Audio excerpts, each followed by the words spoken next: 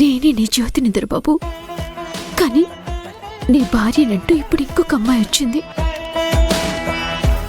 ఇప్పుడు నువ్వేం చేస్తావు దొరబాబు? వచ్చింది జ్యోతి అని నమ్ముతావా, లేదా నేనే జ్యోతినని ఫిక్స్ అయి ఉంటావా? ఎవరొచ్చినా సరే నువ్వే నా భార్య జ్యోతివి. నన్ను ఆశీర్వదించనమ్మా. చల్లగా ఉండమ్మా, లేమ్మా.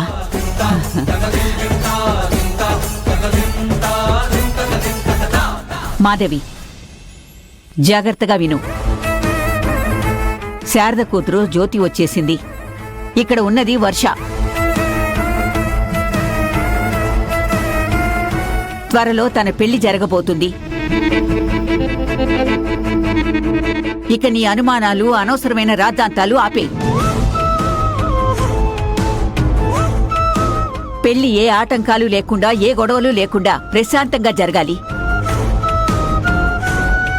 ఇక ఎవరు ఈ విషయంలో నోరెత్తినా నేను ఊరుకోను. ఒరే రాజీవ్, నానమ్మా, పెళ్లి పనులు మొదలవుతున్నాయి కదా, మీరంతా కూడా ఇక్కడే ఉండండి. సరే నానమ్మా.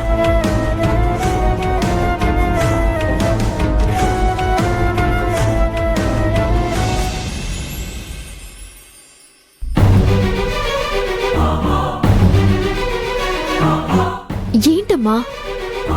ఏంటంటావేంటి? నేనే జ్యోతి అని ఎవరో అమ్మాయి వస్తే నువ్వెందుకు చూస్తూ ఊరుకున్నావు? నువ్వు కదా జ్యోతివి. కమల పిల్లలు తప్ప ఈ ప్రపంచంలో కొంచెం కూడా తేడా లేకుండా ఒకే రూపంలో ఉండే ఇద్దరు ఉండే అవకాశమే లేదు. వాగ్దేవి కూడా వర్ష ఒక్కతే కూతురు కదా, మరొచ్చిందెవరు? నాకేం అర్థం కావట్లేదు. ఇంత జరుగుతున్నా నువ్వెందుకు మౌనంగా ఉన్నావో నాకు అస్సలు అర్థం కావట్లేదు. నీకే కాదమ్మా, నా రూపంలో ఉన్న మరో అమ్మాయి జ్యోతిలో రావటం ఏంటని నాకు కూడా అర్థం కావట్లేదు. అర్థం కావడం లేదని ఆలోచించే బదులు నువ్వు ఎవరు అని ఎందుకు నిలదీయలేదు? అసలు దీనంతటి వెనక ఎవరో ఉండి ఇదంతా చేయిస్తున్నారని నాకనిపిస్తోంది. అమ్మా, నా దొరబాబు నేనే జ్యోతిని బయట పెట్టడానికి ప్రయత్నం చేస్తుంటే, తను నా మీదున్న ప్రేమతో కుమిలిపోతుంటే కూడా కళ్ళారా చూసి నేను నోరు విప్పలేకపోయాను. ఇప్పుడు ఎవరో నా ముందే నిలబడి నేనే జ్యోతిని చెప్తున్నా కూడా నేనేం మాట్లాడలేదు. ఎందుకంటే నేనున్న పరిస్థితి అలాంటిది. ఏంటి జ్యోతి ఆ పరిస్థితి? వర్షకిచ్చిన మాట. అవునమ్మా, ఏ ఒక్కరికైనా సరే నేను వర్షని కాదు జ్యోతి అని తెలిస్తే వర్ష చివరి కోరిక నెరవేరదు. అనాథాశ్రమానికి ఆస్తి దక్కదు.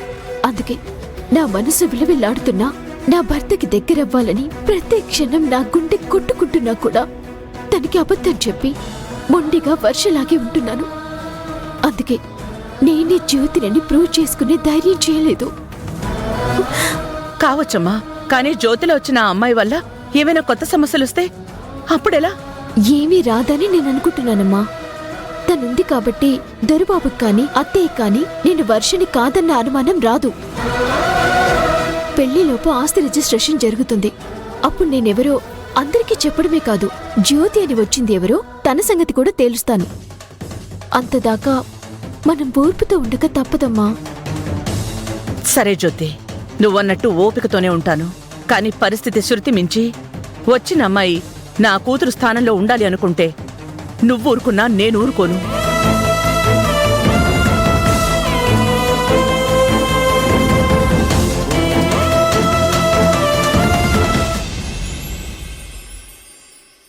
నిజంగా నాకు చాలా సంతోషంగా ఉంది దొరబాబు.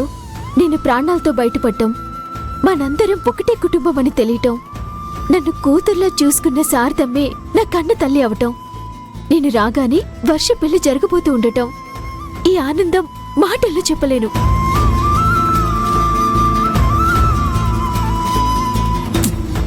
సైలెంట్గా ఉన్నావేంటి రాజీవ్? తనెవరో గట్టిగా అడుగు.